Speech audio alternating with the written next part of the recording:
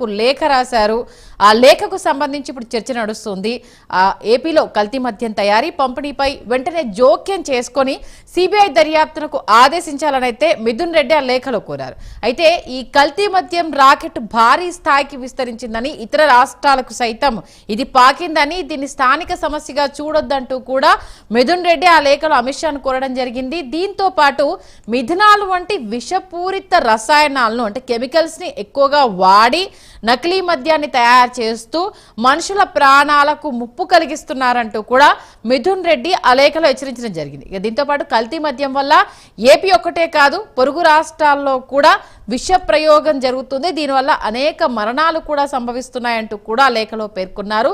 ప్రముఖ బ్రాండ్ల లేబుళ్ల కింద విక్రయించే నకిలీ బాటిళ్ల వల్ల పేదలు ఎక్కువగా బాధితులవుతున్నారంటూ కూడా ఆయన తెలిపారు. అయితే తాజాగా ఎన్ఫోర్స్మెంట్ తనిఖీల్లో ఈ విషయం బట్టబయలైందని, అది కూడా తన నియోజకవర్గంలోని అన్నమయ్య జిల్లాలోనే ములకల చెరువులో ఒక యూనిట్ సహా ఇతర ప్రాంతాల్లోనూ వీటి తయారీని గుర్తించారన్న విషయాన్ని, అంటే మొన్న జరిగిన ములకలపల్లికి సంబంధించిన డీటెయిల్స్ ని దీనికి పొందుపరచడం జరిగింది. ఇక ప్రాథమిక దర్యాప్తులో జిల్లాలు మరియు రాష్ట్ర సరిహద్దుల్లో విస్తరించి ఉన్న వ్యవస్థీకృత నెట్వర్క్ సంబంధాలు ఉన్నాయని తేలిందని కూడా ఆయన పెట్టడం జరిగింది. ఇక నార్కోటిక్స్ కంట్రోల్ బ్యూరో, రాష్ట్ర పోలీసులు, ఎక్సైజ్, సిబిఐసి, ఎఫ్ఎస్ఎస్ఐ ప్రమేయంతో అటు సిబిఐ దర్యాప్తునకు ఆదేశించాలంటూ కూడా అమిత్ షాను కోరారు. ఇక పారిశ్రామిక మద్యంపై కఠిన పర్యవేక్షణ, చట్టవిరుద్ధ ప్రయోజనాల కోసం దాన్ని మళ్లించడాన్ని నిరోధించడం, నకిలీ మద్యం మాఫియాను సమర్థవంతంగా నిర్మూలించడానికి రాష్ట్రాల మధ్య మెరుగైన నిఘా భాగస్వామ్యం అవసరమని కూడా ఆయన గుర్తు చేశారు. ఈ నేపథ్యంలో ఇప్పుడు మిథున్ రెడ్డి రాసిన లేఖ ఇప్పుడు రాయడం వెనుక అసలు అర్థమేంటి, అసలు ఆయన దీంట్లో ఒక లేఖ మాత్రమే రాశారు, ఎలాంటి డీటెయిల్స్ను కూడా అటాచ్ చేయలేదు. కూటమి ప్రభుత్వం మీ హయాంలో జరిగిన దాని గురించి ఇప్పుడు మీరు ఎత్తి చూపడం ఏంటి అన్న క్వశ్చన్స్ను కూటమి ప్రభుత్వం రేజ్ చేయడం జరుగుతుంది. మరి అమిత్ షాకు లేఖ రాయడంలో ఇటు ఏపీలో కూటమి ప్రభుత్వంలో బీజేపీ కూడా జతపరిచి ఉన్న అంశాన్ని మరి మిథున్ రెడ్డి మర్చిపోయారా ఏంటి అన్న అంశం కూడా ప్రధానంగా చర్చకు వస్తుంది. ఇక ఇదే అంశానికి సంబంధించి మనతో మాట్లాడడానికి అటు గెస్టులు కూడా సిద్ధంగా ఉన్నారు, వాళ్ళందరినీ మనం తీసుకునే ప్రయత్నం చేద్దాం. జనసేన నుంచి చీపురుపల్లి ఇన్ఛార్జ్ శ్రీనివాసరావు గారు, అలాగే వైసీపీ అధికార ప్రతినిధి రామారావు గారు, టీడీపీ నాయకురాలు లక్ష్మీ భార్గవి గారు, అలాగే రాజకీయ విశ్లేషకులు కట్టా కార్తిక్ గారు మనకి రాబోతున్నారు. ప్రజెంట్ వైసీపీ అధికార ప్రతినిధి బొట్ల రామారావు గారు, అలాగే లక్ష్మీ భార్గవి గారు అందుబాటులో ఉన్నారు. ముందుగా లేఖ వైసీపీ నుంచి వచ్చింది కాబట్టి మనము బొట్ల రామారావు గారిని తీసుకుందాం. రామారావు గారు నమస్తే అండి. నమస్తే మేడం. ఓకే, భార్గవి గారు నమస్తే అండి. నమస్తే అండి. కార్తిక్ గారు నమస్తే అండి. కార్తిక్ గారు నమస్తే అండి, వినిపిస్తుందా? మీ వాయిస్ వినిపించట్లేదు, మ్యూట్లో ఉన్నట్టు చూడండి కార్తిక్ గారు. ఓకే, రామారావు గారు ముందు లేఖ మీ పార్టీ ఎంపీ రిలీజ్ చేశారు కాబట్టి, అంటే దేన్ని బేస్ చేసుకొని ఆయన రిలీజ్ చేశారు? కేవలం ఆ లేఖలో ఇది జరిగిందన్న విషయమే తెలియజేశారు తప్పితే ఎక్కడ అంటే పెద్ద ఎత్తున జరుగుతున్న డీటెయిల్స్ కానీ అవి పొందుపరచలేదు. అయినా దొంగే దొంగ అన్నట్టుగా ఉంది అంటూ కూడా ఇప్పుడు రకరకాల వినిపిస్తున్నాయి. ముందు ఈ లేఖకు సంబంధించి మీరు ఏమంటారో తెలియజేయండి. కూడా నమస్కారం. ఇప్పుడు మా ఎంపీ మిథున్ రెడ్డి గారు రాసినటువంటి లేఖలో ఇక్కడ ఉన్నటువంటి కల్తీ మద్యం ఏదైతే ఉందో దాని గురించి స్పష్టంగా చెప్పారు. ఎందుకంటే ఇది ఇంకా తీగలాగితే డొంక కదిలినట్లుగా ఇది ఆల్రెడీ ఇంకా డిస్కషన్స్ లోనే ఉంది కదా మేడం. ఇంకా దాన్ని మూలాలు ఎక్కడెక్కడ ఉన్నాయి మనం చూస్తున్నాం. ములకల చెరువు ఏదైతే అన్నమయ్య జిల్లా పంబలపల్లి నుంచి స్టార్ట్ చేస్తే ఇబ్రహీంపట్నంలో కూడా దాని మూలాలు ఉన్నాయని చెప్పేది ఇంకా రాష్ట్ర వ్యాప్తంగా ఉన్నాయి. ఇంకా కొన్ని చోట్ల మరణాలు కూడా సంభవించినాయి. ఇదంతా కూడా కల్తీ మద్యం. దీనికి సంబంధించినటువంటి వ్యక్తులు ఏదైతే ఈ ర్యాకెట్ లో ఉన్నటువంటి కూటమిలో ఉన్నటువంటి నాయకులు, తెలుగుదేశం పార్టీ నాయకులు వీళ్ళంతా కూడా ఇన్వాల్వ్ అయ్యి ఉన్నారనేటువంటి సమాచారం మనకు వస్తా ఉన్నటువంటి పరిస్థితి ఉంది. దర్యాప్తు దశలో జరుగుతూ ఉంది. ఖచ్చితంగా వేల కోట్ల రూపాయలు కల్తీ మద్యం వీళ్ళు సేల్ చేశారు ఏదైతే బెల్ట్ షాపులు. ఎందుకంటే అవకాశం ఉంది. ఎందుకంటే 2019 నుంచి 2024 వరకు మా నాయకుడు జగన్మోహన్ రెడ్డి గారు ఒక నిర్దిష్టమైనటువంటి పాలన విధానంతో పారదర్శకమైనటువంటి లిక్కర్ పాలసీని తీసుకొచ్చి మేము చేశాం.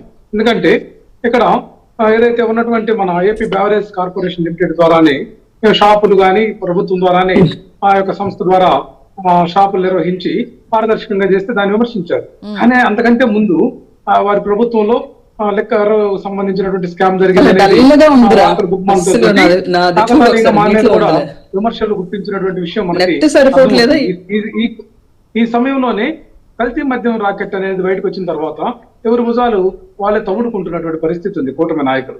అందులో భాగంగా ఇంకా పెద్ద తలకాయలు ఉన్నాయి. ఎందుకంటే అన్నమయ్య జిల్లాకు సంబంధించినటువంటి ఒక ప్రముఖ నాయకుడు, అట్లాగే ఒక మంత్రి, వీళ్ళందరూ ఇన్వాల్వ్మెంట్ ఉంది అనేది మనకి ప్రాథమిక సమాచారం ఉంది. అయితే ఇదంతా కూడా బయటకు రాకుండా ముఖ్యమంత్రి గారు హడావిడిగా హుటాహుటిన ఒక బాధ్యులైనటువంటి వాళ్ళిద్దరిని పార్టీ నుండి సస్పెండ్ చేస్తున్నట్లుగా లేఖ విడుదల చేసినటువంటి పరిస్థితి మనం చూసాం. ఏదేమైనా ఇప్పటి వరకు సంబంధిత శాఖ మంత్రి కొల్లు రవీంద్ర ఇప్పటి వరకు స్పందించలేదు మేడం. ఇది పాయింట్ చేసుకోవాలి. ఎందుకంటే ఖచ్చితంగా ఆయన నైతిక బాధ్యత వహించి ఈ విధంగా కోట్లాది రూపాయల కల్తీ మద్యం జరుగుతూ ఉంటే, పేదలు మరణాలకు కారకులు అవుతుంటే వాళ్ళని ఎటువంటి పట్టించుకున్నటువంటి పరిస్థితి ఉంది. ఈ రోజు నోరు మెదపని పరిస్థితి ఉంది. ఖచ్చితంగా ఇది మైండ్ గేమ్ గానే మేము చూస్తా ఉన్నాం. ఖచ్చితంగా ఈ యొక్క కూటమి ప్రభుత్వం జరుగుతున్నటువంటి అవకతవకలన్నింటినీ రవీంద్ర గారు రియాక్ట్ అయ్యారు. కూటమి అధినేత నుంచి స్పష్టమైన ఆదేశాలు ఉన్నాయి, తప్పు చేసిన వాళ్ళు ఎవరైనా మన వాళ్ళైనా శిక్షించాల్సిందే అంటూ కూడా ఆయన స్టేట్మెంట్ ఇచ్చారు కదా. లేదు మేడం, ఇక్కడ కల్తీ మద్యం అనేది జరుగుతుందనేది నిర్దిష్టంగా మనకు పూర్తి ఆధారాలతో సహా దొరికిన తర్వాత 1.5 సంవత్సరాలు వీళ్ళు పరిపాలన చేసిన తర్వాత ఇంకా కల్తీ మద్యం కొనసాగుతామంటే దానికి బాధ్యత వహించాల్సినటువంటి పరిస్థితి ఆ యొక్క శాఖ మంత్రికి ఉంటుందనేది మనకు తెలిసినటువంటి అంశం. వీళ్ళు ఎటువంటి పరిస్థితిలో కూడా వాళ్ళ యొక్క పదవులను కాపాడుకోవడానికి అవినీతి అనేది అది రెగ్యులరైజ్ చేసేసారు. సాధారణమైనటువంటి అంశంగా ఈ అక్రమాలు అవినీతి అనేది జనరల్ గా జరిగేటటువంటి విధానంగా ఈ యొక్క కూటమి ప్రభుత్వం తీసుకొస్తుంది తప్ప దాని మీద ఖచ్చితమైనటువంటి కఠినమైనటువంటి చర్యలు తీసుకున్నటువంటి పరిస్థితి లేదు. ఇంకా తప్పించుకోవడానికి ఎవరిని అమాయకులను లేకపోతే కొంతమందిని బలి చేయడం తప్ప అసలు సూత్రధారులు ఎవరనేది మనకు ముందుకు తీసుకురావట్లేదు అనేది వైఎస్ఆర్ కాంగ్రెస్ పార్టీ ప్రధానంగా చెప్తున్నటువంటి ప్రశ్నిస్తున్నటువంటి అంశం. ఓకే, లక్ష్మీ భార్గవి గారు. Thank you for nice opportunity. మీకు అండ్ ప్యానెల్ మెంబర్స్ కి వాచ్ చేస్తున్న ప్రేక్షకులకు నమస్కారం. చెప్పండి మ్యామ్. మరి అదే పట్టించుకోలేదు కాబట్టే మేము ఎత్తి చూపిస్తున్నాము. విచ్చలవిడిగా కల్తీ మద్యం స్ప్రెడ్ అవుతుంది, ప్రజల ప్రాణాలు పోతుంటే పట్టించుకోవట్లేదు అంటూ కూడా ప్రధాన ఆరోపణ చేస్తున్నారు. లేఖలో కూడా అదే అంశాన్ని స్పష్టం చేయడం జరిగింది. మరి మిథున్ రెడ్డి గారు లేఖను ముందుగా ఎలా చూస్తారు? అది ఎంత అన్ఫార్చునేట్ అంటే వీళ్ళు వైసీపీలో ఎంత బుర్రలేని వాళ్ళు ఉన్నారంటే బేసికలీ వీళ్ళ మీద ఆల్రెడీ కేసులు రన్ అవుతున్నాయి. అవి కొలిక్కి రాలేదు. వీళ్ళు చేసిన పిచ్చి పని వేరే రాష్ట్రాల్లో కూడా చాలా ఎంత మనం బయటకు వెళ్ళాలంటే సిగ్గుపడుతున్న సందర్భాలు. ఇలా ఉంటుందా ఒక రాష్ట్ర పరిపాలన? ఇంత నాస్టిక్గా ఉంటుంది, ఇంత వరస్ట్గా ఉంటుందా? ఇంత దిగజారిపోతారా రాజకీయంలో, రాజకీయ వ్యవస్థలో ఉన్న వ్యక్తులు? డబ్బు కోసం ఎంత పాకులాడతారా, కట్ల కోసం ఎంత ఆరాటపడతారా అని ఒక పక్క మన రాష్ట్రం చూసి నవ్వుతున్న పరిస్థితి. వీళ్ళు దొంగ అంటే వీళ్ళు కూడా కలిసిపోయి ఏదో ఉత్తమంలాగా గొప్పవాళ్ళ లెటర్లు రాసి పెట్టి, లేకపోతే వీళ్ళు ఏదో తప్పు జరుగుతుందని ఒక రుజువు సాక్ష్యం లేకుండా వీళ్ళు చేస్తున్న పనులకి అసలు నవ్వాలి అడవాలి అర్థం కాని పరిస్థితి. వీళ్ళు ఎప్పుడు కూడా ఆరోపించడమే తప్ప దాన్ని ఏది కూడా కొలికి తీసుకొచ్చి ప్రూవ్ చేసే సందర్భాలు లేవు. వీళ్ళకి దమ్ము లేదు, వీళ్ళకి నాణ్యత లేదు, వీళ్ళకి మినిమం కటసి లేదు. జనాలు ఏమనుకుంటారు, మనకి ఎందుకు 11 సీట్లు ఇచ్చారు ప్రజలు, మన ప్రజలకు అనుకూలంగా ఎలా పనిచేయాలి, సిగ్గు లేకుండా పెద్ద పెద్ద నాయకులే ఇవాళ మీడియా పాయింట్కి వచ్చి మాట్లాడుతున్న పరిస్థితులు చూస్తూ ఉంటే అసలు బుర్ర ఉందా లేదా? ప్రతిపక్ష హోదా ఎవరు ఇవ్వాలి? ప్రజలు ఇవ్వాలి. ప్రజలు మిమ్మల్ని చీకొట్టారు. దాన్ని కూడా రకరకాల మ్యానిపులేట్ చేయడానికి ట్రై చేశారు. మేము చాలా మంచి వాళ్ళు, ఉత్తమలు, మంచి పరిపాలన అందించాము, కానీ ఏదో ఈ ఈవీఎంస్తో ఏదో మోసం చేశారు. ఇలా మాట్లాడుతూ చిన్నపిల్లలా మాట్లాడుతూ ఉంటే నవ్వాలి ఆడవాళ్ళు అర్థం కాదు. ఇప్పుడు చెప్తున్నారు వారు వచ్చి అసలు ఇవన్నీ ఒక కొలిక్కి వచ్చేస్తా ఏదో చేసేస్తా. ముందు బాబాయికి అంత పెద్ద మన ఇంట్లో ఏదైనా అంత పెద్ద హ్యాపెనింగ్ జరిగితే డెఫినెట్గా మనం ఆన్సరబుల్గా ఉంటాం. ఒక ముఖ్యమంత్రి హోదాలో ఉండి ముందు బాబాయి తాలుగా హత్యతాలుగా అసలు దాదాపు కొలిక్కి తీసుకురాని ఆడబిడ్డ అంత బాధపడి అన్న ముఖ్యమంత్రిగా ఉన్నప్పుడు కనీసం న్యాయం చేయలేదు. మీరేం చేస్తారు ఇప్పుడు న్యాయం? మీరు అసలు ఇవాళ నిన్న మొన్న విశాఖపట్నం పర్యటన వచ్చారు. వాళ్ళు చంద్రబాబు నాయుడు గారు అదే పార్టీ ఓడిపోయిన తర్వాత ఆయన విశాఖపట్నం వస్తే నాకు ఇప్పటికీ గుర్తుంది. నేను అప్పుడే నిర్ణయం తీసుకున్నాను, పార్టీలో అప్పుడే జాయిన్ అయ్యాను కాబట్టి నాకు చాలా ఫ్రెష్గా గుర్తుంది నా బ్రెయిన్లో. ఒక గుడ్డులు వేయడం, రాళ్ళు వేయడం, ఇలాంటి పనులు మీరు చేస్తూ ఉంటే ఈరోజు మీకు ఇంతలా రెడ్ క్యాప్ పెట్టేసి ఓకే మీకు హక్కు ఉంది, రైట్ ఉంది, ఓకే గో అండ్ మీరు వెళ్ళి చూడండి, మీరు ప్రజల్లోకి రండి, మీ వంతు మీరు చెయ్యండి. ఇంత బ్రాడ్ మైండెడ్గా మీకు ప్రతిపక్ష హోదా లేకపోయినా మీకు ఒక హోదాగా మీకు రిసీవ్ చేసుకుంటే, మీరు మాట్లాడుతున్న మాటలు చూస్తూ ఉంటే అసలు మీ బుర్రలు ఎక్కడ పెట్టుకున్నాం. అదే కాకుండా వ్యక్తి పూజ, అక్కడ ఉన్న ప్రతి నాయకుడు కూడా నిజంగా వాళ్ళకున్న నాలెడ్జ్ ఉన్నా కూడా వాళ్ళ నాయకుడిని సేవ్ చేసుకోవాలి, నాయకుడు ఏం చేస్తే అది రైట్ అనిపించాలి. ప్రభుత్వం ఏదో ఒకలా జనాలకు మళ్ళీ పూలు పెట్టేసి మనం వచ్చేయాలి. ఈ ఆరడం తగ్గించుకుంటే మీకు ఆరోగ్యాలకు మంచిది. ఇది నా సలహా. ఇది ఓకే. మన శ్రీనివాసరావు గారి బట్టబయలైందని, అది కూడా తన నియోజకవర్గంలోని అన్నమయ్య జిల్లాలోనే ములకల చెరువులు ఇప్పటికే అంటే కూటమి ప్రభుత్వం వచ్చాక లిక్కర్ దర్యాప్తు చేయడము, పెద్ద తలకాయలను జైల్లో వేయడము, అలాగే దానికి సంబంధించిన నడుస్తూ ఉండగా ఇటు కల్తీ మద్యానికి సంబంధించి ఇప్పుడు ములకల చెరువులో వెలువడిన అంశాన్ని వైఎస్ఆర్సీపీ హైలైట్ చేసే ప్రయత్నం చేసింది. ఇక శ్రీనివాసరావు గారు సిద్ధంగా ఉన్నారు. శ్రీనివాసరావు గారు, అందరికీ నమస్కారం అండి. ప్యానల్ ఉన్న పెద్దలందరికీ నమస్కారం. ప్రేమినేని టీవీ అందరికీ నమస్కారం. ప్రేక్షకులకి నమస్కారం తెలుపుకుంటున్నాను. ఇప్పుడు మితిన్ రెడ్డి గారు అంశానికి ఇవ్వడం చాలా మంచిది సార్, మంచిది మేడం. ఎందుకంటే జరిగింది దాని మీద ఇవ్వడం చాలా మంచిది. ఈరోజు వైసీపీ నాయకులు చెప్తున్నారు, ఇప్పుడు ఏదైతే అన్నమయ్య జిల్లాలో మద్యం పట్టుకున్నారో కూటమి ప్రభుత్వం పట్టుకుంది, ఇప్పుడు ఏం వైసీపీ నాయకులు పట్టుకోలే. ఎందుకంటే నాయకులు వెంటనే సస్పెండ్ చేశారు. అవును, ఇదే వైసీపీ నాయకులు అయితే వాళ్ళకి అడ్డకట్టుగా వేసి వాళ్ళకి బెయిల్ ఇచ్చి వాళ్ళ ఇంట్లో పెట్టి ఇంకొకరిని పెట్టి వాళ్ళ మీద కేసులు బానేసి ఎవరినో తెలియని వ్యక్తులు పెడతారు. కానీ కూటమి ప్రభుత్వం నీతి నిజాయితీగా పనిచేస్తుంది కాబట్టి వెంటనే సీఎం గారు స్పందించారు. అతను అడిగే కొల్లు రవీంద్ర గారు ఏం స్పందించలేదని. ఒకవేళ కొల్లు రవీంద్ర గారు స్పందించి సీఎం గారు స్పందించకపోతే సీఎం గారు ఎందుకు స్పందించలేదు అడుగుతారు. ఇప్పుడు దాని మీద పెద్ద వ్యక్తి స్పందించారు కదా, ఇంకా అతను మరి ఎందుకు ఇంకా సీఎం డైరెక్ట్ గా స్పందించి ఎవరైతే తప్పు చేశారో వాళ్ళు జైలు వేయండి, ఇలాంటివి ఎక్కడైనా ఉపయోగించాం, ఎవరైనా ఎక్కువ లేదు, అది మా పార్టీ మీ పార్టీ కాదు, నిందితులు ఎక్కడ అరెస్ట్ చేసి జైలు వేయమని చెప్పారు. మీ జగన్మోహన్ రెడ్డి ఈ 5 సంవత్సరాల్లో ఏ రోజైనా తప్పు చేసి అలా చెప్పారా? మేము అడుగుతాం సార్. ఎందుకంటే ఆ రోజు మోహిత్ రెడ్డి మీద ప్రధాన నిందితుడిగా ఉన్నారు, చెవిరెడ్డి భాస్కర్ రెడ్డి ఉన్నారు నిందితులుగా, అలాగే చెవిరెడ్డి భాస్కర్ రెడ్డి, కసిరెడ్డి, రాజశేఖర్ రెడ్డి, చాలా మంది చెప్పుకుంటూ పోతే బోలు మంది మీ నిందితులుగా ఉన్నారు. ఈ రోజు ఎంపీ మితిన్ రెడ్డి గారు అంశాకి ఇవ్వడం మేము కూడా సంతోషిస్తున్నాం. ఎందుకంటే దీని మీద న్యాయం జరగాలి. ఎవరు ఉన్నామండి, ఆ నాయకులని ఈ నాయకులని ఎవరైనా తప్పు చేసిన జైలు లెటర్లు మా కోరిక. అది వైసీపీ పోలీసు ఇంకా మంచిది మేడం. కాబట్టి అంటే జగన్ కి సంబంధించిన కోవట్లుగా మారిన వారే ఇప్పుడు అంటే ఈ కల్తీ మద్యానికి సంబంధించి సూత్రధారులు అన్న విషయాన్ని ఇప్పుడు కూటమి ప్రభుత్వం తన మీద తీసుకొచ్చే ప్రయత్నం చేస్తుంది. మరి దీంట్లో ఎంతవరకు వాస్తవం ఉందంటారు? ఇప్పుడు మేడం వైసీపీ నుంచి టీడీపీ చాలా మంది వచ్చారు. అందులో కోవట్లు ఎవరు ఉన్నారు, మంచి ఎవరు ఉన్నారు మనం చెప్పలేం, ఎవరి రాష్ట్రం ఉండదు కదా మేడం. ఇప్పుడు కూటమి ప్రభుత్వం మంచి పేరు వస్తుంది, ప్రజల్లో మంచి పథకాలు కానీ ఇచ్చిన మాటలు నెరవేర్చుకుంటుంది. దీన్ని ఎలాగోలాగా ఇప్పుడు అందరికి సిట్టు ఆల్రెడీ పిలుస్తుంది, వీళ్ళకి ఎలాగో కేసులు పడతాయి, లోపలికి వెళ్తారు, ఈ బురదేదో మళ్ళీ కూటమి ప్రభుత్వం జల్లిస్తే బాగుంటుందని వాళ్ళు అనుకున్నారు. కానీ మేము అలాగే ఎక్కడ చేసే ప్రయత్నం లేదు మేడం. ఎందుకంటే ఎవరు తప్పు చేసినా పవన్ కళ్యాణ్ గారు కానీ, మోడీ గారికి కానీ, అలాగే చంద్రబాబు నాయుడు గానీ ఎవరిని క్షమించేదే లేదు. అది మీరు చేసిన మమ్మల్ని కూడా జైలు పెడతారు. అది ఒకటి గుర్తుపెట్టుకో వైసీపీ నాయకులు. గతంలో వీళ్ళు మద్యం కల్తీ అంటారు, డైరెక్ట్ ఫ్యాక్టరీలో తయారైందే కల్తీ. ఈ రోజు కల్తీ పట్టుకోవడానికి అవకాశం ఉంది, ఆ రోజు పట్టుకోవడానికి కూడా అవకాశం లేదు. మొత్తం వీలే. ఎక్కడ కూడా ఈ రోజుకి ఒక్కటి కూడా పట్టుకుని చెప్పండి గత 5 సంవత్సరాల్లో ఎక్కడైనా కల్తీ మద్యం పట్టుకున్నారా? కల్తీ మద్యం అమ్మారు, ఎంతో మంది చచ్చిపోయారు.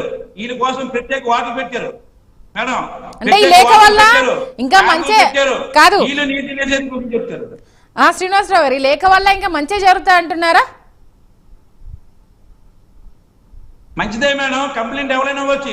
నేను కూడా విజయనగరం కలెక్టర్ గారికి మా నియోజకవర్గం సంబంధించి చిగురుపల్లి నియోజకవర్గంలో 10 రూపాయలు పెంచి ముద్రలేసి మరీ పెట్టారు. మేము ఆల్రెడీ కలెక్టర్కి వెళ్ళి ఇచ్చాను. మేము కూటమిలో ఉండగానే మేము మంచి తప్పు జరిగితే ఆడదని మేము అనుకోం మేడం ఎప్పుడైనా. ఎందుకంటే వెళ్ళాము, కలెక్టర్ గారికి ఇచ్చాము, ముద్రలేసి బెల్ట్ షాపులకి ఇచ్చిన దానికి 10 రూపాయలు ఎక్స్ట్రా మరి. ఎందుకంటే షాపులు అంటే తెలిసిపోతాయి, అప్పుడు ఎలా తెలుస్తుంది మేడం. అందుకే దాని మీద వెంటనే మళ్ళీ యాక్షన్ తీసుకున్న ముద్ర లేకుండా ఇందులోనే ఎక్స్చేంజ్ అంటే అధికారులు కూడా అధికారులు కూడా చూసి చూడనట్టు వదిలేయడం వల్ల ఇది బాగా జరుగుతుంది. ఎందుకంటే చంద్రబాబు నాయుడు గారు, పవన్ కళ్యాణ్ ఫస్ట్ చెప్పారు బెల్ట్ షాప్ ఉంటే 5 లక్షలు ఫైన్ వేయమన్నారు. ఈ అధికారులు ఏం చేస్తున్నారు? గత 5 సంవత్సరాలుగానే మేము గెలిచిన తర్వాత, ప్రభుత్వం వచ్చిన తర్వాత ఎన్ని బెల్ట్ షాపులకి 5 లక్షలు ఫైన్ వేశారు, ఎంతమంది కేసులు పెట్టారు? ఎందుకంటే అధికారులు కూడా పెరపెట్టి పని చేయాలి మేడం. లేకపోతే ప్రభుత్వం అనేది సీఎం గారు అన్ని చూడలేరు. ఎందుకంటే అప్పు చెప్తారు, ఆ పని చేయకపోతే దాని మీద యాక్షన్ తీసుకోవాలి. అది ఎవరెవరైనా. ఈ రోజు మేము కూడా వెళ్ళి కలెక్టర్ ఆఫీస్కి వెళ్ళిన పరిస్థితికి వచ్చింది. కూటమిలో ఉన్నాయి. ఎందుకంటే ప్రతి ఒక్కరు అడగకపోతే అవదు మేడం. ఎందుకంటే మన సల్లగుంటే మనకి ఓటర్లోనే అనుకుంటారు. ఎందుకంటే ప్రతి ఒక్కరు దీంట్లో ఓటర్లు ఉండడం. దీంట్లో వైసీపీలు ఎక్కువ మంది ఉన్నారు మేడం. ఎందుకంటే వాళ్ళకి తెలిసి మద్యం ఎలా చేయాలి, ఎలాగ అమ్మాలి. కాంగ్రెస్ కాడి నుంచి వాళ్ళు నలిగిపోయి ఉన్నారు. ఎలా కల్తీ చేయాలి, ఎలాగ అమ్మాలి, ఎలాగ సంపాదించాలో వైసీపీ నాయకులు తెలిసినట్టు వాళ్ళకి తెలిసినట్టు ఎవరికి తెలీదు. ఈ రోజు ఏదైతే ఎంపీ గారు వెళ్ళి అమిత్ షాకి వచ్చారో మేము అభినందిస్తున్నాం అతన్ని. ఎందుకంటే వీళ్ళు ఎవరైతే జైలుకి వెళ్ళారో వాళ్ళందరినీ కూడా ఈ కేసులు ఎవరైతే ఉన్నారో కసిరెడ్డి రాజశేఖర రెడ్డి గాని, అలాగే మోహిత్ రెడ్డి గాని, వీళ్ళకి జైలు పాటు పట్టించాలి. లాస్ట్ లో నిందితుగా వైఎస్ రాజశేఖర రెడ్డి కూడా, జగన్మోహన్ రెడ్డి కూడా ఇందులో ఉన్నారు. అది నిందితుడిగా. ఎందుకంటే అతను కూడా అభియోగం ఉంది అతని మీద కూడా. మొత్తం నడిపించింది అతనే కదా. ఇన్ని వేల కోట్లు కూడా ఆ రోజు డిజిటల్ లేకుండా ఎన్నో కోట్లు రోజుకి తాడేపల్లి ప్యాలెస్ కి 100 కోట్లు రోజుకి వెళ్ళిపోయేది. ఇవన్నీ కూడా ఎలక్షన్ లో ఎలాగ డబ్బులు పెంచారు, ఎలాగో గెలుద్దాం అనుకున్నారు. కానీ ప్రజలు వ్యతిరేకత వచ్చేటప్పుడు ఎవరు కూడా దాన్ని ప్రజలు ఎవరు వ్యతిరేకించినప్పుడు ఎవరు రాలేరు మేడం. ఎందుకంటే 11 సీట్లు వచ్చేనే పదే సార్లు అనకూడదు. కానీ వాళ్ళు చేసిన తప్పులు వాళ్ళే మళ్ళీ కప్పుపుచ్చుకోవడానికి ప్రజల్లోకి వచ్చి మేమేదో కూటమి తప్పు చేసింది అన్నది చాలా విడ్డూరంగా ఉంది. అయితే ప్రజలు నమ్మడానికి రెడీ లేరు మేడం. ఓకే శ్రీనివాసరావు గారు, మన రాజకీయ విశ్లేషకులు కార్తిక్ గారు కూడా ఉన్నారు. మరి మీరు అందరు చెప్పిన దానికి సంబంధించి ఆయన ఏమంటారు వినే ప్రయత్నం చేద్దాం. కార్తిక్ గారు ఉన్నారండి? కార్తిక్ గారు హలో, వినపడుతుందండి? వినిపిస్తుంది కార్తిక్ గారు. ఆల్మోస్ట్ ఆల్ ఇప్పుడు 3 పార్టీల నేతల మాటలు విన్నారు. ప్రస్తుతం లేఖకు సంబంధించి రకరకాల వాదనలు కూడా వినిపిస్తున్నాయి. ఓవరాల్ గా వాళ్ళు చెప్పిన దాని గురించి, ప్రస్తుతం నడుస్తున్న డిస్కషన్ గురించి మీరేమంటారు?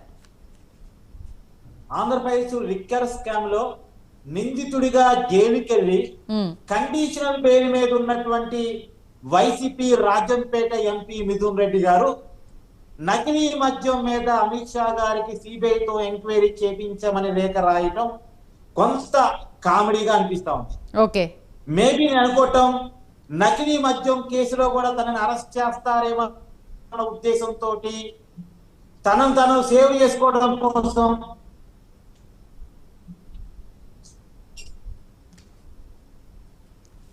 కార్తిక్ గారు వినపడుతుందా? వినిపిస్తుందండి, వినిపిస్తుంది.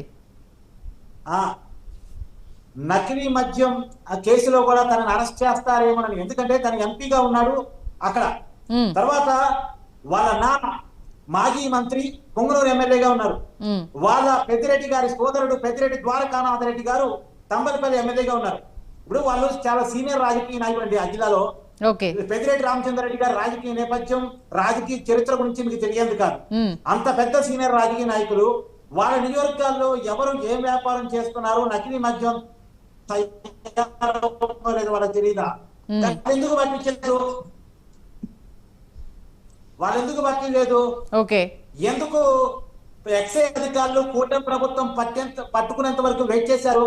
అంటే దీని వెనకాల ఉన్నటువంటి ఉద్దేశం ఏంటి అంటే, ఇన్నాళ్ళు పెద్దిరెడ్డి గారి నేర సామ్రాజ్యమే నకిలీ మద్యంతో ముడిపడి ఉంది. అది జగన్మోహన్ రెడ్డి గారికి తెలిసే జరిగింది. నేను కొన్ని ఉదాహరణ చెప్తానండి. సరే, ఆంధ్ర నుంచి ఆఫ్రికా వరకు చర్చ పెట్టుకుందాం. ముందు ఆంధ్రప్రదేశ్ ఆనవాళ్ళు చూద్దాం నకిలీ మద్యం నుంచి. విజయవాడలో నకిలీ మద్యం తాగి విజయవాడలో ఒక బార్లో 7 చనిపోయారు. ఆ బారు ఎవరిది? మల్లాది విష్ణు గారు వాళ్ళ సోదరుడికి సంబంధించింది. ఆ రోజు ఆ బారును సీజ్ చేశారు, వాళ్ళ కేసులు పెట్టారు, వాళ్ళని అరెస్ట్ చేశారు. సీన్ కట్ చేస్తే ఆ రోజు కాంగ్రెస్ లో ఉన్నటువంటి మల్లాది విష్ణు గారు వైసీపీలో చేరారు. మద్యం కేసు ఆరోపణలు ఎదుర్కొన్నటువంటి, నకిలీ మద్యాన్ని సప్లై చేశారన్నటువంటి ఆరోపణలు ఎదుర్కొన్నటువంటి మల్లాది విష్ణుని వైసీపీలో తీసుకుని ఎమ్మెల్యే టికెట్ ఇచ్చి 2019 ఎన్నికల్లో ఎమ్మెల్యేగా గెలిపించారు. మీకు అది గుర్తు చేస్తాం. తర్వాత అక్కడ మర్చిపోయిన తర్వాత నెక్స్ట్ పాయింట్, జగన్మోహన్ రెడ్డి గారి పరిపాలనా కాలంలో నకిలీ మద్యం ఫలితంగా జంగారెడ్డిగూడెంలో కల్తీసారా నకిలీ మద్యం ఫలితంగా దాదాపు 30 మంది చనిపోయారు. చనిపోయిన దాని మీద ప్రభుత్వం సరిగా స్పందించుంటే బాగుండేది. కానీ అనుమానం వచ్చే విధంగా వాటిని సహజ మరణాలుగా చిత్రీకరించే ప్రయత్నం చేసింది. అంటే నకిలీ మద్యాన్ని సమర్థించే పనిచేసింది, సప్లై చేసే పనిచేసింది ఆ రోజు జగన్మోహన్ రెడ్డి గారి ప్రభుత్వం. తర్వాత అఫీషియల్ గా ప్రైవేట్ మద్యం దుకాణాలను ప్రభుత్వ మద్యం దుకాణాలుగా మార్చి ప్రభుత్వ మద్యం దుకాణాల్లో ఎవరు వినని కనివిని ఎరగనటువంటి బ్రాండ్ అమ్మారు. అది ప్రజలందరూ చూశారు. అది కల్తీ మద్యం అనేటువంటి విషయం ప్రజలందరూ గమనించారు. ఆ మద్యం ఫలితంగా దాదాపు 30,000 మంది చనిపోయారు అనేటువంటిది ఒక అంచనా. దాదాపు 70,000 మంది లివర్లు కిడ్నీలు పోగొట్టుకున్నారు అనేటువంటిది ఒక అంచనా. అంటే సమాంతరంగా ఒకవైపు ప్రభుత్వ మద్యం దుకాణాల్లో నకిలీ మద్యానంతో, ఇంకోవైపు స్పిరిట్ కలిపినటువంటి రసాయనాలు కలిపినటువంటి మద్యాన్ని ఇంకోవైపు తయారు చేస్తూ, ఇప్పుడు ఉదాహరణకి ఇందాక ఇబ్రహీంపట్నం గురించి మీరు ప్రస్తావించారు. ఇబ్రహీంపట్నంలో అధికారులు ఫైండింగ్ చేస్తే అది 2023 నుంచి అమ్ముతున్నట్టు గుర్తించారు. ఇబ్రహీంపట్నం దగ్గర బార్ దగ్గర 2023లో ఎవరు అధికారంలో ఉన్నారండి? ఎవరు అధికారంలో ఉన్నారు? నిజానికి నేను ఒక లాజిక్ అడుగుతున్నాను. తంబలపల్లి ఎమ్మెల్యేగా నిజాంలో నకిలీ మద్యం సప్లై అవుతున్న విషయం తెలియదా? ఎందుకు పట్టుకోలేదు? ఎందుకు పట్టుకొని చెప్పే ప్రయత్నం చేయలేదు? అంటే ఇదంతా కూడా వైసీపీ చేస్తున్న రాజకీయం అండి. కాకపోతే టీడీపీ ఎక్కడ ఇరకపోయిందంటే ఎన్నికల ముందు జయచంద్రారెడ్డిని వాళ్ళు పార్టీలోకి పంపిస్తా ఉంటే దాన్ని అంటే బ్యాక్గ్రౌండ్ వెరిఫికేషన్ సరిగా చేసుకోకుండా డబ్బులు పెట్టుకుంటారు కదా అని టికెట్ ఇచ్చి ఆ పార్టీ తప్పు చేసింది. ఇలా ఆ పార్టీ అంటే కోవట్టులుగా మారిన కాదు అంటే కోవట్టులుగా మారిన వాళ్ళు అంటే పక్కా ప్లాన్ ప్రకారమే ఇది చేశారు అనేసని కార్తీక్ గారు స్పష్టం చేస్తున్నారా? ఖచ్చితంగా. అంటే ఇప్పుడు వరకు ఉన్నటువంటి దొరికినటువంటి విషయాన్ని బట్టి రేపు రాబోయే కాలంలో ఇంకేదైనా విషయాలు బయటకు వస్తే ఆ విషయాన్ని బట్టి కూడా మాట్లాడుకున్నాం. ఈ రోజుకి అవైలబుల్ గా ఉన్నటువంటి ఇన్ఫర్మేషన్ మేరకు వాళ్ళే టీడీపీలోకి పంపించి, ఎందుకంటే మనం చూసాం ఆఫ్రికాలో దొరికినటువంటి వ్యాపారాల గురించి మనం చూసాం. దానికి సంబంధించిన విజువల్స్ కూడా బయటకు వచ్చాయి. ఆఫ్రికా ఖండంలో రెడ్డిస్ గ్లోబల్ ఇండస్ట్రీస్ పేరుతోటి వైఎస్ అనిల్ రెడ్డి గారు, వైఎస్ సునీల్ రెడ్డి గారు వాళ్ళు అక్కడ పెట్టి నకిలీ మద్యాన్ని సప్లై చేస్తా ఉంటే అక్కడ ఆఫ్రికా ఖండంలో ఉన్నటువంటి ఆ దేశానికి సంబంధించిన మంత్రి అక్కడ ఆర్మీతో కలిసి వెళ్లి ఆ ఇండస్ట్రీని సీజ్ చేశారు. అక్కడ ప్రజలు ఆందోళన చేయడం ఫలితంగా దానికి సంబంధించిన విజువల్స్ కూడా బయటకు వచ్చాయి. కానీ అంటే అది నిజానికి ఆ రెడ్డి గ్లోబల్ ఇండస్ట్రీస్ వెబ్సైట్ లోకి వెళ్తే అది ఎవరిది అనేటువంటి విషయం కూడా మీకు ఐడెంటిఫికేషన్ అవుతుంది. అది ఎవరిది అనేటువంటి ఐడెంటిఫికేషన్ దాని వెబ్సైట్ లోకి అఫీషియల్ గా వెళ్ళినా మీకు అర్థమైపోతుంది. తర్వాత అదే ఆఫ్రికా ఖండంలో జయచంద్రారెడ్డికి వ్యాపారాలు ఉన్నాయి, వాళ్ళతో కలిసి అదంతా నడుస్తుంది. అక్కడి వ్యాపారాలు అంటే ఇక్కడ నుంచి అక్కడ వరకు వ్యాపారాలను వైసీపీ తీసుకెళ్ళింది. మీరు మల్లాదీబాద్, జంగారెడ్డిగూడెం, వయ్యా ములకల చెరువు, ఆఫ్రికా వరకు 14 డాట్స్ కనెక్ట్ చేసి చూడండి, మీకు ఏమర్థం అవుతుంది? అంటే వైసీపీ ఆర్గనైజర్ గా నకిలీ మద్యాన్ని ఆంధ్రప్రదేశ్ లో సప్లై చేస్తా ఉంది, అమ్ముతా ఉంది. దాన్ని పెద్ద బిజినెస్ గా మార్చుకుంది. కాకపోతే ఈ కూటమి ప్రభుత్వం ఆ చైన్ ని కట్ చేసింది. ఆ చైన్ ని కట్ చేసి మొత్తంగా దాన్ని ఫైండింగ్ చేసింది. వైసీపీ ఏం పట్టుకోలేదండి, పట్టుకుంది ప్రభుత్వం, పట్టుకుంది ఎక్సైజ్ శాఖ పోలీసు రైట్స్ లో ఇవన్నీ దొరికాయి. మనం ఆ విషయాన్ని గుర్తించాలి. పోలీసులు ప్రభుత్వంలో భాగం కదా, ఎక్సైజ్ శాఖ అనేది ప్రభుత్వంలో భాగం కదా. ఎక్సైజ్ శాఖ రైట్స్ లో దొరికినటువంటి దాన్ని ఇవాళ మనం చర్చించుకుంటున్నాం. అదే ఎక్సైజ్ శాఖ పట్టుకోకపోతే మనం చర్చించుకునే వాళ్ళమా? ఖచ్చితంగా. కార్తీక్ గారు నమస్తే అండి, వినిపిస్తుందా? మీ వాయిస్ వినిపించట్లేదు, మ్యూట్ లో ఉన్నట్టు చూడండి కార్తీక్ గారు. మొత్తానికి తంబాలపల్లి టీడీపీ ఇన్ఛార్జ్ జయచంద్రారెడ్డి కావచ్చు, విజయచంద్రారెడ్డి కావచ్చు, గతంలో వైఎస్ఆర్సీపీ నుంచి ఇక్కడికి వచ్చిన విషయం తెలిసిందే. ఈ నేపథ్యంలో ప్లాన్ ప్రకారం ఆర్గనైజ్ చేసిన దాన్ని ఆ చైన్ లింక్ ని కూటమి ప్రభుత్వం తిప్పికొట్టింది. కాబట్టి ఇప్పుడు సిబిఐ చేతిలోకి వెళ్తే సిట్టు విచారణలో ఇంకా ఎలాంటి విషయాలు బయటపడతాయో దీన్ని డైవర్ట్ చేయడానికే కేవలం మిథున్ రెడ్డి లేఖ రాశారన్న విషయాన్ని తెర మీద తీసుకొచ్చే ప్రయత్నం చేస్తున్నారు. మరి రామారావు గారు ఇక్కడ ఆఫ్రికా ఖండంలో జగన్ సోదరుల విషయాలకు సంబంధించి అక్కడ అటు కామరూట్లో జగన్ సోదరుల దందా బయటపడిన అంశానికి సంబంధించి ఏమంటారు? మరి ఎందుకు ఈ లేఖ ఏం చెప్పడానికి, అలాగే కాలయాపన చేయడానికా? ఎందుకంటే ఇప్పుడు సిబిఐకి రాసిన సంబంధించి గతంలో మీ ప్రభుత్వ హయాంలో సిబిఐకి వెళ్ళిన ఎంక్వైరీలు ఎంతవరకు వెళ్ళాయి, సిట్లో వేగవంతం అవుతుంది కాబట్టే ఇంకా ఎక్కడ కూసాలు కదులుతాయో అన్న భయంతో ఈ లేఖ రిలీజ్ చేశారు అన్న వాదన అయితే అందరి నేతలు తెలియజేస్తున్నారు. మీరేమంటారు రామారావు గారు? ఇదంతా తెలుగుదేశం పార్టీ సంబంధించిన అబద్ధ ప్రచారమే. వీళ్ళు కొంతమంది అనలిస్టుల్ని అంటే కొంతమంది జగన్ సోదరుల ఆఫ్రికా ఖండంలో బయటపడింది కూడా తెలుగుదేశం ప్రచారమే అంటారా? ఖచ్చితంగా మేడం. ఇక్కడ ఏమిటంటే ఆఫ్రికా ఖండంలో, ఆఫ్రికా దేశంలో రకరకాల వ్యాపారాలు చేస్తున్నామని పెద్దిరెడ్డి మిథున్ రెడ్డి గారు, వాళ్ళ తండ్రి రామచంద్రారెడ్డి గారు వీళ్ళందరూ బహిరంగ చెప్పారు. ఇది అబద్ధమేం కాదు. అంటే ఇతర దేశాల్లో వ్యాపారం చేసుకోవటం అది తప్పెలా అవుతుంది మేడం? ఇక్కడ వీళ్ళు చేసేది ఏంటంటే, వీళ్ళ ప్రచారం మనం చూస్తే ఈ యొక్క మద్యం సంబంధించినటువంటి స్కామ్ 2014-19 మధ్య 6,500 కోట్ల దాకా జరిగిందని ప్రాథమికంగా ఒక అంచనాకు వచ్చినటువంటి పరిస్థితి ఉంది. అది బయటపడుతుంది అనేటువంటి అంశం అయితే మేము ఏదైతే పారదర్శకంగా చేశాం, ప్రభుత్వానికి ఆదాయం వచ్చేటట్టుగా చేశాం, స్పెషల్ ఎన్ఫోర్స్మెంట్ బ్యూరో పెట్టాం, మద్యంలో అక్రమాలకు, ఇసుక అక్రమాలు చెక్ పెట్టడానికి. దాన్ని తీసివేసి ఈ రోజు ఊరూర బెల్ట్ షాపులతోటి వీళ్ళు సాగిస్తున్నటువంటి మద్యం వ్యాపారం. అట్లాగే ప్రతి మద్యం షాపు కూడా అనుబంధంగా మినీ బార్ లాగా చేసినటువంటి విషయం, అందరిని బెదిరించి షాపులు కూడా లాక్కొని సిండికేట్ అయినటువంటి అంశం. ఎన్ని అంశాలు బయటపడతా ఉన్నటువంటి పరిస్థితుల్లో వీళ్ళకి ఏం తోచక ఏదైతే మైండ్ గేమ్ అన్నమాట ప్రజలతోటి, అట్లాగే ఈ యొక్క ప్రతిపక్షంగా ఉన్నటువంటి సమర్థవంతంగా నిర్వహిస్తున్నటువంటి వైఎస్ఆర్ కాంగ్రెస్ పార్టీ వ్యవహారాలతోటి మైండ్ గేమ్ కి వీళ్ళు శ్రీకారం చుట్టి చేస్తున్నటువంటి విధానం తప్ప ఖచ్చితంగా వీళ్ళ దోషులుగా వీళ్ళు, ముద్దాయిలుగా వీళ్ళు నిలబడేటువంటి పరిస్థితి ఈ రోజు వచ్చింది కదా మేడం. అందుకే సిబిఐ ఎంక్వైరీ కావాలని మేము కోరుతున్నాం. అసలు మీరు నిజంగా కనుక ఎటువంటి స్కామ్ కి ఈ యొక్క కూటమి ప్రభుత్వం గనక వెన్నుదన్ను అందించకపోతే, ఏదైతే అక్రమార్కులకు గనక వెన్నుదన్నుగా గనక నిలబడగనే పక్షం ఉంటే ఖచ్చితంగా మంత్రి రాజీనామా చేసి ఆయనే విచారణ కోరాలి. ఒకటి రాజీనామా చేయాల్సిన అవసరం ఏముండదు. ఇప్పుడు కల్తీ మద్యానికి సంబంధించి జరుగుతుంది అనేది ఎక్సైజ్ డిపార్ట్మెంట్ బయటపెట్టింది. మీరేం దీనికి సంబంధించి ఆధారాలు ఇవ్వలేదు, ఇక్కడ జరుగుతుందని మీరేం బట్టబయలు చేయలేదు కదా. కూటమి సర్కార్ ఎంత నిబద్ధతతో ఉంది అని చెప్పడానికి ఒక ఎగ్జాంపుల్ సరిపోతుంది కదా మీరన్న దాని ప్రకారం. అయితే ఎక్కడ నిబద్ధత మేడం? మీరు కూడా అదే ట్రాన్స్ లో ఉన్నది. ఏమన్నానంటే వాళ్ళు ఒక ట్రాన్స్ ప్రిపేర్ చేస్తారు. ఎక్సైజ్ శాఖ తీసుకుంది కాదంటలేదు, ఎక్సైజ్ శాఖలోనే బయటపడింది, చేయాల్సింది అదే కదా. ఎక్సైజ్ శాఖ వాళ్ళే దీన్ని విచారణ చేసి దీన్ని తీసుకొచ్చారు. దీన్ని సిబిఐకి అప్పగించమంటున్నాం. మరింత లోతైనటువంటి విచారణ జరుగుతుంది. ఇక్కడ కమిషన్లలో లోపాల వల్ల బయటపడిందా ఈ అంశం, అది ఏదన్నా కానీ కల్తీ మద్యం జరిగిందా లేదనేది మనం నిర్ధారణకు వచ్చాం కదా మేడం. జరిగింది కదా, ప్రభుత్వం జరిగిందని చెప్పి ఒప్పుకున్నది కదా. ఒప్పుకున్నప్పుడు ఆ యొక్క నిర్లక్ష్యానికి, ఆ యొక్క వైఫల్యానికి, లేకపోతే ఆ యొక్క కల్తీ మద్యానికి మీరు చేస్తున్నటువంటి మద్దతుగా ఈ యొక్క పార్టీకి సంబంధించిన వ్యక్తులు ఇక్కడ ముద్దాయిలుగా నిలబడినప్పుడు మరి మీ యొక్క ప్రభుత్వం ఆలోచన ఏంటి, మీ పార్టీ ఆలోచన ఏంటి అని అడుగుతున్నాం మేము. భార్గవి గారు నిజంగా సమంజసమైనటువంటి మా యొక్క విధానం, మా యొక్క రాజీనామా చేయాలి.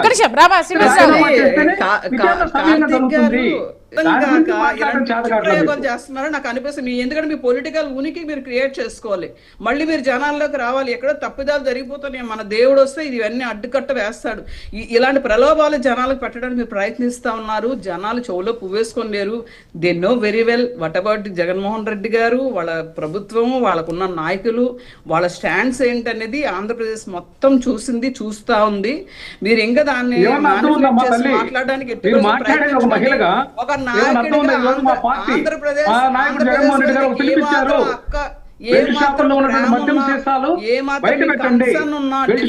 మీరు ఎగ్రీ అవ్వాలి. ఎందుకంటే ఇంత పెద్ద వ్యవస్థ రన్ అవుతున్నప్పుడు చిన్న చిన్న తప్పిదాలు జరుగుతాయి. జరిగిన తప్పిదాలు ఎక్కడో అదేదో పట్టుకున్నారు, లేకపోతే మీ మనుషులు. ఎందుకంటే చంద్రబాబు నాయుడు గారు వచ్చి కోవిడ్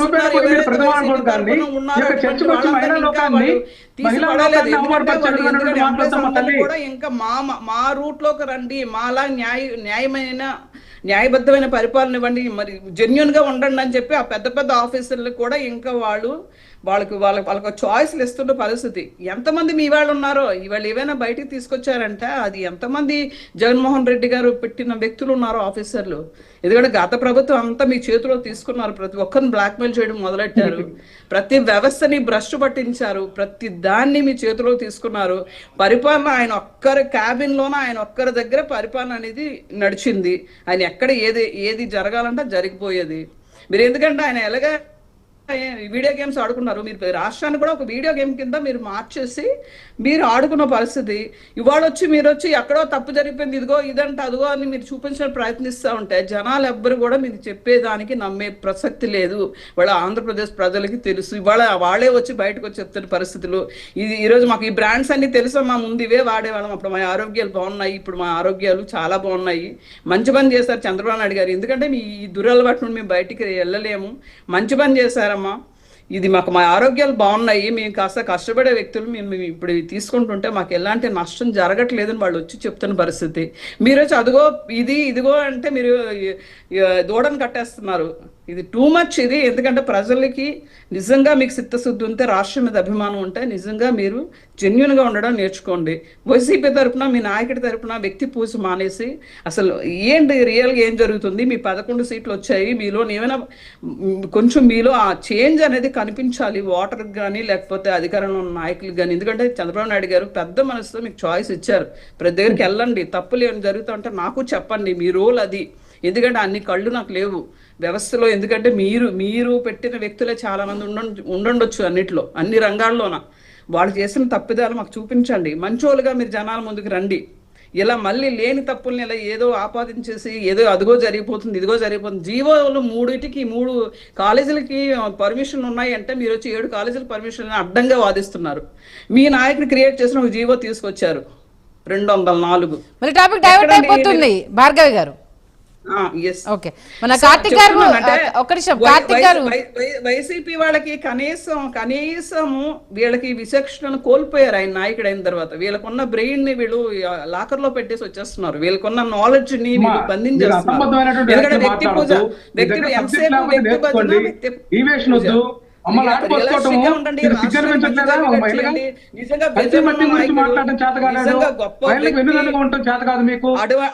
భజన, అటువంటి ఎలా యూజ్ చేసుకోవాలి, ముందు న్యాయం చేయాలని అవసరం.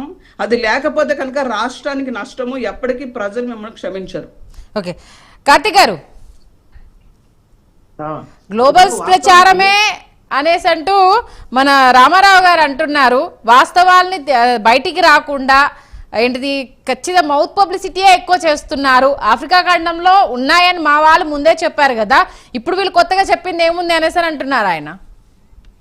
పాపం రామారావు గారు కొద్దిగా మంచి మనిషి, నాకు పరిచయం, కానీ పార్టీ తరఫున ఉన్నాడు కాబట్టి కొన్ని ఒప్పుకోలేరు ఆయన. కానీ వాస్తవాలు ప్రజల కోణం నుంచి చూసినప్పుడు మాత్రం ప్రజల్ని చంపేసే మద్యాన్ని వాళ్ళు ఆఫ్రికాలో తయారు చేశారు, ఆంధ్రాలో తయారు చేశారు. వాళ్ళ వ్యాపారాన్ని నమ్ముకున్నారు. డబ్బులు సంపాదించడం కోసం జనాన్ని చంపైనా సరే నకిలీ మద్యాన్ని పారిద్దామని వాళ్ళు అనుకున్నారు. అందుకని చెప్పారు కదా, నకిలీ మద్యం ఆరోపణలో ఉన్నటువంటి ఆ రోజు కాంగ్రెస్ నుంచి బయటకు వచ్చినటువంటి మల్లాది విష్ణుని పార్టీలో చేర్చుకుని ఎమ్మెల్యే టికెట్ ఇచ్చి ఎమ్మెల్యే చేయటమైనా అంతే అర్థం. జంగారెడ్డిగూడెంలో నకిలీ మద్యం వల్ల చనిపోయిన సహజ మరణాలుగా క్రియేట్ చేయటంలో కూడా అదే అర్థం. తర్వాత ఈ నకిలీ మద్యాన్ని ప్రభుత్వ మద్యం దుకాణాల్లో అఫీషియల్ గా అమ్మటంలోనూ అదే అర్థం. నిజానికి వైసీపీ స్టాండ్ 2019 ఎన్నికల కంటే ముందు మద్యపాన నిషేధం, సంపూర్ణ మద్యపాన నిషేధం. కానీ సంపూర్ణ మద్యపాన నిషేధం అమలు చేయకపోవటానికి ఉన్న కారణం నకిలీ మద్యాన్ని అమ్మితే డబ్బులు ఎక్కువ వస్తాయి అనేటువంటి ఒక ఆలోచన. ఈ ఆలోచన కారణంగానే వాళ్ళు అనుకున్న దాన్ని స్కిప్ చేసి ఇచ్చిన హామీని పక్కన పెట్టి మద్యాన్ని పెద్ద ఎత్తున ఎక్కువ రేట్లకు అమ్మి జనం ప్రాణాలు తీస్తూ డబ్బులు సంపాదించారు. ఇలా ఆఫ్రికాలో బయటపడే వాళ్ళ వ్యాపారాన్ని వాళ్ళే ఒప్పుకుంటున్నారు అంటే అదే వ్యాపారాన్ని ఆంధ్రాలో కూడా చేశారని చెప్తున్నాం మేము. ఇవాళ కనపడుతున్న ఆనవాళ్ళు కూడా అదే అని చెప్తున్నాం మేము. ఇవాళ కనపడుతున్నటువంటి ఆధారాలు కూడా అవి. కాకపోతే ఎందుకు సిబిఐ అడుగుతున్నారు? సిబిఐ అయితే తప్పించుకోవచ్చు, సిబిఐ అయితే అంత తొందరగా యాక్ట్ చేయదు. కేంద్రం దగ్గర బాంఛం ద్వారా అంటే వాళ్ళు కొద్దిగా చూసి చూడనట్టు పోతారు. జగన్మోహన్ రెడ్డి గారి మీద ఎప్పుడో 2011లో సిబిఐ ఈడీ కేసులు 20 కేసులు పెడితే దాని నుంచి మేము కాపాడుకోవట్లేదా? ముఖ్యమంత్రిగా ఉన్నాడని వ్యక్తిగత ఆధారం నుంచి శుక్రవారం రాలేనని ఆ రోజు అడుగుతున్నారు. ఇవాళ ముఖ్యమంత్రి పదవిపై సంవత్సరాలు అవుతున్నా కానీ ఆ వ్యక్తిగత ఆధారం నుంచి ఆయన్ని మినాయింపి అంటే దాన్ని తీసివేయండి అని చెప్పి సిబిఐ కోర్టుకి వెళ్ళలేదు. అంటే ఎక్కడో ఒక చోట సిబిఐ చేతిలో ఉంటే మేము సేఫ్ జోన్ లో ఉంటాం, ఇక్కడ లోకల్ వాళ్ళు ఉంటే మా బండారాన్ని బయట తీస్తారు, మా విషయాలన్నీ బయట తీసే అవకాశం ఉంటది. సిట్టు ఎలా అయితే ఆంధ్రప్రదేశ్ లిక్కర్స్ కేసులో దూకుడిగా వెళ్ళి మిథున్ రెడ్డి గారు అరెస్టు, చెవిరెడ్డి గారు అరెస్టు అక్కడ వరకు వెళ్ళిందో, ధనంజయ రెడ్డి గారు అరెస్టు, కృష్ణమోహన్ రెడ్డి గారు అరెస్టు, బాలాజీ అరెస్టు వరకు వెళ్ళిందో, జగన్మోహన్ రెడ్డి గారి ఇంటి మనుషుల అరెస్టు వరకు వెళ్ళిందో, ఇప్పుడు కూడా ఈ కేసులో ఎక్సైజ్ శాఖ అధికారులు, లోకల్ సిట్ అధికారులు ఎంక్వైరీ చేస్తే విషయాలన్నీ బయటకు వస్తాయి. ఇలా రాకుండా ఉండాలంటే ఈ కేసును సిబిఐ చేతికి అప్పచెప్పాలి. అలా సిబిఐ చేతికి అప్పచెప్తే వైఎస్ వివేకానంద రెడ్డి గారి కేసు ఎలా మరుగున పడిందో, పాత సిబిఐ ఈడీ కేసులు జగన్మోహన్ రెడ్డి గారికి సంబంధించినటువంటి కేసులు ఎలా మరుగున పడ్డాయో ఇది కూడా అలా మరుగున పడిపోతుందిరే, కాలగర్భంలో కలిసిపోతుందిరే, మనం చేసిన పాపాల చిట్టాలో కలిసిపోతుందిరే అనేటువంటి కంచెనాతో సిబిఐ అడుగుతున్నారమ్మ వాళ్ళు. ఓకే, రామ్. ప్రజలు చంపుతాం మేము, మా ఆలోచనది, మాకు డబ్బులు కావాలంతే, దానికోసం ఏమైనా చేస్తాం అనేది వాళ్ళు ఒక స్టాండ్ తీసుకున్నారు. ఆ స్టాండ్ మీద నిలబడుతున్నారు. దానికోసం ఏం చేయడానికి సిద్ధమై ఉన్నారు. రామారావు గారు చెప్పండి మేడం. చాలా అయితే కార్తిక్ గారు చెప్పడం జరిగింది, సిబిఐ అయితే కాలయాపన కాబట్టి కేవలం డైవర్షన్ కోసం తప్పితే అదర్వైజ్ అయితే ఇక్కడ ఏమీ లేదు, ఎక్కడ వాళ్ళ ఇంటి గేట్ దాకా జగన్మోహన్ రెడ్డికి ఇంకా టచ్ అవుతుందో అన్న ఒక్కదాని కోసమే ఇదంతా జరుగుతుంది అనేది చాలా గట్టిగా వినిపిస్తున్నారు. మేడం మీరు కూడా మీడియా రంగంలో చాలా కాలం నుంచి ఉన్నారు సంధ్య మేడం గారు. ఇప్పుడు ఇక్కడ కార్తీక్ అనేటువంటి వ్యక్తి ఏ విధంగా ప్రొసీడ్ అవుతాడు అనేది మనం అతని చాలా రకాల ఆయన గతంలో జరిగిన అనేక విషయాలు కూడా ఆయన ఊరికే చెప్పలేదు. కార్తిక్ గారు గతంలో జరిగిన అనేక విషయాలను వాటిని ఎలా మలిచారు అన్న దాన్ని లింక్ చేస్తూ మరి చాలా స్పష్టంగా వివరించడం జరిగింది. అందుకే మేడం చిన్న సబ్మిషన్ మేడం, మేము ఏదైతే మేము 2019 అధికారంలోకి వచ్చే ముందు దశల వారీగా మద్యాన్ని నియంత్రిస్తామని చెప్పిన మాట వాస్తవం. ఆ విధంగా మద్య విమోచన ప్రచార కమిటీని స్థాపించాం. కానీ వీళ్ళు ఇక్కడ లోపభూయిష్టంగా మా మీద విమర్శలు చేస్తున్నారు. కానీ అసలు 1994 సంవత్సరంలో ఎన్టీ రామారావు గారు సంపూర్ణ మద్య నిషేధం నినాదంతో అధికారంలోకి వస్తే ఆయన వెన్నుపోటు పొడిచి అధికారం లాక్కున్న తర్వాత చంద్రబాబు నాయుడు గారు అసలు మద్యాన్ని మరలా ఈ రాష్ట్రంలో ప్రవేశపెట్టినటువంటి ఘనత చంద్రబాబు గారిదే కదా మేడం. అట్లాగే పీడిఎస్ రైస్ 2 రూపీస్ ఉన్నటువంటి కిలో ఏదైతే తెలుగుదేశం నినాదం ఉందో దాన్ని కాదని చెప్పి ₹5.25 మార్చినటువంటి ఘనత కూడా చంద్రబాబు గారికి. కార్తీక్ గారు ఎన్ని చూసుకోవాలా? ఇక్కడ మద్యపాన నిషేధాన్ని ఎవరు సూట్లు పొడిచారు అనేది చంద్రబాబు గారు అనేది కార్తీక్ గారు చెప్పే దాంట్లో ఒకటండి ఆయన యొక్క కంటెంట్ ఏందనేది స్పష్టంగా చెప్పలేదు. ఇక్కడ మేము చెప్పినటువంటి విధానంలో మేము ఉన్నాం. మరి ప్రభుత్వం ద్వారా ఆ యొక్క చేపడితేనే మద్యం షాపులు ప్రభుత్వం ద్వారా బ్యావరేజ్ కార్పొరేషన్ లిమిటెడ్ ద్వారా చేపడితేనే మన కంట్రోల్ ఉంటుందనే కదా మేము తీసుకొచ్చినటువంటి పాలసీని ఎందుకు మార్చారని కార్తీక్ గారు ప్రశ్నించగలరా? ఊరూరు బెల్ట్ షాపులు పెడుతున్నటువంటి విధానాన్ని ఏమైనా ప్రశ్నించగలరా? అట్లాగే ఈ యొక్క రిటైల్ మార్జిన్ ఉండి కార్తీక్ గారు మాట్లాడండి, మీరు మాట్లాడడం నేను అవకాశం ఇచ్చాను, నాకు కూడా అవకాశం ఇవ్వండి. ఇక్కడ ఒక అంశం మేడం, 14.5% ఉన్నటువంటి రిటైల్ మార్జిన్ ని ఏదైతే మద్యం షాపులు టెండర్లు పూర్తయినాక ఆ షాపులన్నీ ఈ యొక్క చంద్రబాబు నాయుడు గారికి సంబంధించినటువంటి పార్టీ అనుయాయులందరూ తీసుకున్నాక 14.5% నుంచి 20% పెంచారు రిటైల్ మార్జిన్ ని. ఎందుకు పెంచారు? ఎవరైనా ప్రశ్నించారా? లిస్ట్ గా వచ్చేటటువంటి వాళ్ళు అక్కడ ఉన్నటువంటి లోపాలని చేయాలి. కానీ ఎప్పుడో 1.5 సంవత్సరం క్రితం అంతకుముందు చేసినటువంటి ప్రభుత్వం మీద విమర్శలు చేసేటటువంటి విధానాన్ని మానుకోవాలి. ఇంతకుముందు కూడా చెప్పా కార్తీక్ గారికి, మీరు సద్విమర్శలు చేయండి, ప్రభుత్వానికి సూచనలు ఇవ్వండి, ప్రభుత్వానికి గాడిని పెట్టండి. అట్లా కాకుండా ప్రభుత్వం జరుగుతున్నటువంటి ప్రభుత్వం యొక్క అక్రమాలను మీరు సజెస్ట్ చేయాలి. కానీ వాళ్ళకి వెన్నుదన్నుగా ప్రతిపక్ష పార్టీలు మరలా ఏదైతే ఉందో ఈ యొక్క ప్రజల కోసం పోరాడుతుంటే వాళ్ళ మీదనే మీరు దాడి చేయాలని ప్రయత్నం చేయడం ఇది భావ్యం కాదు. ఒక అనలిస్ట్ గా విశ్లేషకులుగా వచ్చినటువంటి వ్యక్తులు చేయాల్సినటువంటి పని కాదని ఇంతకుముందు చెప్పాను. నాకు కూడా పర్సనల్ గా మాట్లాడారు. అది కాదు ఇక్కడ పద్ధతి. ఈ ప్రభుత్వం చేస్తున్నటువంటి లోపభూయిస్తున్నటువంటి విధానాల్ని మనం సక్రమంగా చేయాలి. మనం అందరం కలిసి ఏదైతే మీడియా పరంగా మీరు కానీ, ఏదైతే మేము ప్రతిపక్షంగా మేము కానీ, అనలిస్టులు కానీ, ఇక సమాజంలో ఉన్నటువంటి మేధావులు కానీ చేయాల్సినటువంటిది ఏంటంటే ఉన్నటువంటి ప్రభుత్వాన్ని సవ్యమైనటువంటి దిశలో నడిపించాలి. ప్రతిపక్షంగా ఎప్పుడు 5 సంవత్సరాల క్రితం మేము చేసి చెప్పుకున్నాం.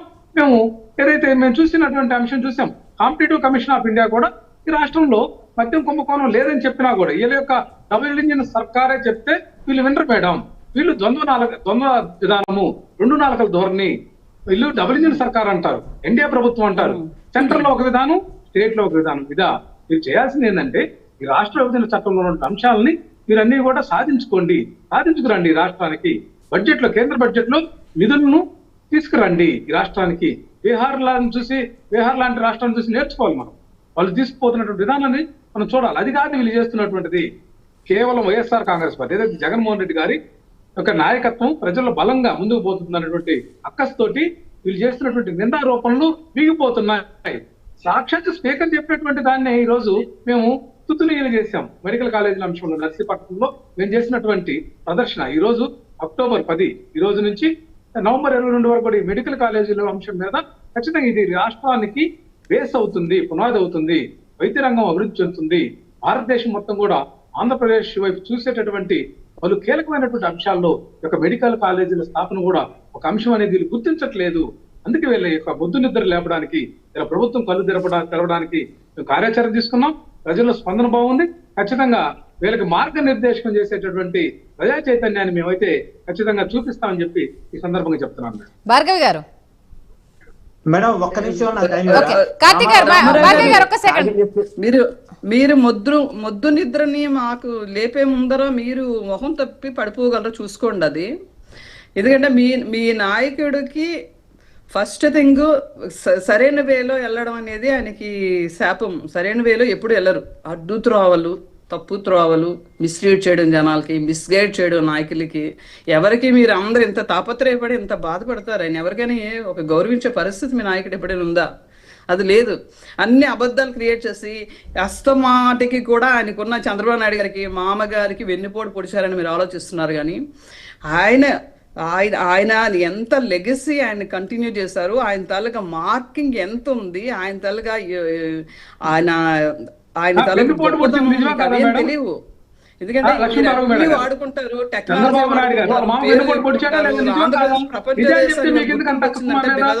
నాయుడు గారు. అది మీరు మర్చిపోయి ఎంతసేపు మామకి ఎన్ని పోటు పొడిచారు, మీ నాయకుడు ఎవరెవరికి పొడిచారు?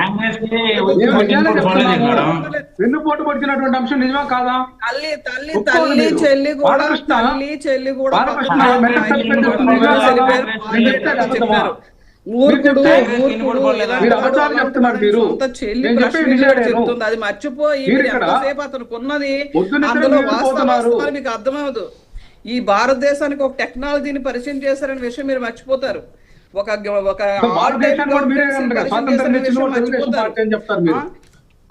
సిటిజన్ సెంట్రీకి మనకి ఈ సేవ మీ సేవ పరిచయం చేశారు చంద్రబాబు నాయుడు గారు, అది మర్చిపోతారు.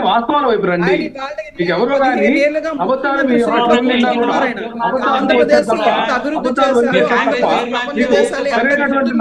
చేశారు మర్చిపోతారు. ఎంత సేపటికి ఆయనకున్నది అందులో వాస్తవాలు మీకు తెలియదు. ఎందుకంటే లక్ష్మీపార్వతి లాంటి గొప్ప మహిళ ఎన్టీఆర్ పెళ్లి చేసుకొని బయటకు వచ్చేసి వైఎస్ఆర్ కండువా కప్పుకుంది. అక్కడే మీకు తెలియాలి ఎంత నీతిమంతులు, ఎంత గొప్పవాళ్ళు విషయాలు బయటికి స్ప్రెడ్ చేశారు. చంద్రబాబు నాయుడు గారు నీతి గల వ్యక్తి, డిసిప్లిన్ ఉన్న వ్యక్తి, రాష్ట్రానికి మంచి చేసిన వ్యక్తి. ఈ రోజు మన ఆంధ్రప్రదేశ్ లో ప్రతి మూల నుండి ఒక పిల్లడు వెళ్ళి ఒక ఐటీ సెక్టర్ లోనో ఒక ఇతర దేశాల్లో ఉద్యోగం చేసుకుంటున్నారంటే ఆ భిక్ష పెట్టింది చంద్రబాబు నాయుడు గారు. అది మీరు మర్చిపోతున్నారు. చంద్రబాబు నాయుడు గారి ఘనత మీకు తెలియదేమో.